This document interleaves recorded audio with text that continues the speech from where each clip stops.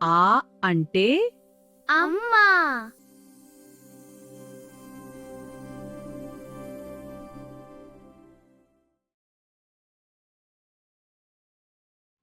ఎప్పుడూ రద్దీగా ఉండే హైదరాబాద్ నగరంలో ఒక చిన్న అపార్ట్మెంట్. ఆ ఇంట్లో సందడిగా తిరిగే 9 ఏళ్ల పిల్లాడే మన ఆది.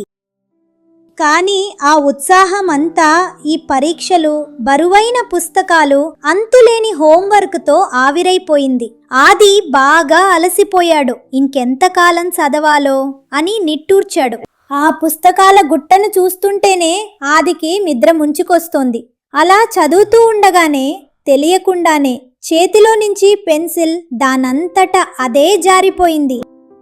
అయితే ఆ నిరీక్షణ ఎంతో కాలం లేదు.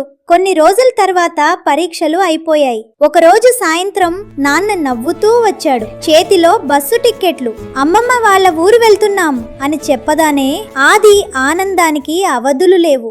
ఇంట్లో ఒక్కసారిగా పండగ వాతావరణం వచ్చేసింది. అమ్మ కూడా చిరునవ్వుతో బట్టలన్నీ సూట్ కేసులో సర్దుతోంది. మరుసటి రోజు తెల్లవారుజామునే ప్రయాణం మొదలైంది. ఎర్రటి పల్లెటూరి బస్సు రయ్యమంటూ ముందుకు కదిలింది. చల్లటి గాలి ఆది జుట్టును సున్నితంగా తాకుతోంది. కిటికీ పక్కన కూర్చుని కన్నార్పకుండా బయటకు చూస్తున్నాడు. పచ్చని పొలాలు, ఎత్తైన కొబ్బరి చెట్లు, దూరాన మంచుతో కప్పబడిన కొండలు అన్నీ కిటికీలోంచి పరుగు పందెం వేస్తున్నట్లు వెనక్కి వెళ్తున్నాయి. ఎట్టకేలకు బస్సు ఆగింది. కిందకి దిగదానే ఎర్రటి మట్టి రోడ్డు, పచ్చని చెట్లు, పీల్చే గాలి వాసనే మారిపోయింది. కొద్ది దూరం నడవగానే అమ్మమ్మ ఇల్లు కనపడింది. ఆది ఏకంగా పరుగులు అందించుకున్నాడు. ఒక్క ఉదుటున వెళ్లి అమ్మమ్మ ఒడిలో వాలిపోయాడు. ఆనందంతో ఇద్దరూ నవ్వుతూ గిరగిరా తిరిగారు. పసుపు, నువ్వుల నూనె, సన్నటి అగరుబత్తి సువాసన, అమ్మమ్మ వాసన ప్రపంచంలోనే అత్యంత కమ్మటి వాసన. ఆది కళ్ళు మూసుకుని ఆ ప్రేమను ఆస్వాదించారు. ఆదికి ఆ ఇల్లంతా ఒక పెద్ద నిధిలాగా అనిపించింది. చల్లని రాళ్ల నేల, పాత ఇత్తడి పాత్రలు, పెద్ద చెక్క స్తంభాలు అన్నీ కొత్తగా అద్భుతంగా కనపడ్డాయి. వెనక తోటలోకి వెళ్ళాడు ఆది. అక్కడ 3 పెద్ద మామిడి చెట్లు కాయలతో నిండి బంగారు వెలుతురులో మెరిసిపోతున్నాయి. ఒక కాయను చేతిలోకి తీసుకుని మెల్లగా వాసన చూశాడు. ఆ పచ్చి మామిడి వాసనకు ఆది పెదవులపై చిరునవ్వు విరిసింది. ఇద్దరూ కలిసి వాకిట్లో కూర్చున్నారు. అమ్మమ్మ ఒక పండిన మామిడి పండును తీసుకుని దోరగా ఉన్న ముక్కలను కోసి పళ్ళెంలో పెడుతోంది. అందులోంచి ఆది ఒక ముక్క తీసి నోట్లో పెట్టుకున్నాడు. ఆ క్షణం ఏదో మాయ జరిగింది. ఆ రుచికి కళ్ళు తారలయ్యాయి.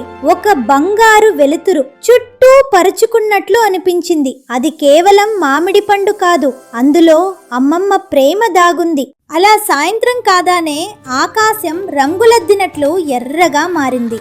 వీధిలో పల్లెటూరి పిల్లల ఆటలు, కేకలతో సందడి మొదలైంది. ఆది కూడా వారితో కలిసిపోయాడు. ఇక రాత్రి అందరూ అరుగుపై కూర్చున్నారు. అమ్మమ్మ చందమామ కథ చెప్పింది. ఆది, మిన్ని ఆకాశం చూశారు. లక్షల నక్షత్రాలు. హైదరాబాద్లో ఇవి ఎప్పుడూ కనపడవు. అలా ఆనందంగా గడిచిన రోజులు ఇట్టే కరిగిపోయాయి. తిరిగి వెళ్లే రోజు రానే వచ్చింది. బస్సు రెడీగా ఉంది. ఆది ముఖం చిన్నబోయింది. వాడికి అస్సలు వెళ్లాలనిపించడం లేదు. అమ్మమ్మ కళ్ళలో కూడా సన్నగా నీళ్లు తిరిగాయి. పల్లెటూరి జ్ఞాపకాలుగా మామిడి పళ్ళు, తన చేతులతో చేసిన లడ్డూలు ఉన్న సంచిని ఆది చేతికి ఇస్తూ వాడి తల నిమిరింది. ఆ స్పర్శలో చెప్పలేనంత ప్రేమ ఉంది. బస్సు పట్నం వైపు పరుగెడుతున్న ఆది మనసు మాత్రం ఆ పల్లెటూరి పచ్చదనంలోనే ఉండిపోయింది. అమ్మమ్మ ఇల్లు, అది కేవలం ఒక ఇల్లు కాదు, అదొక అందమైన ప్రపంచం. అక్కడ దొరికే ఆప్యాయత ఏ బడిలోనూ దొరకదు. మనం ఎక్కడికి వెళ్ళినా, ఎంత ఎదిగినా ఆ స్వచ్ఛమైన ప్రేమ, ఆ మధురమైన జ్ఞాపకాలు మన మనసులో ఎప్పటికీ శాశ్వతంగా నిలిచిపోతాయి.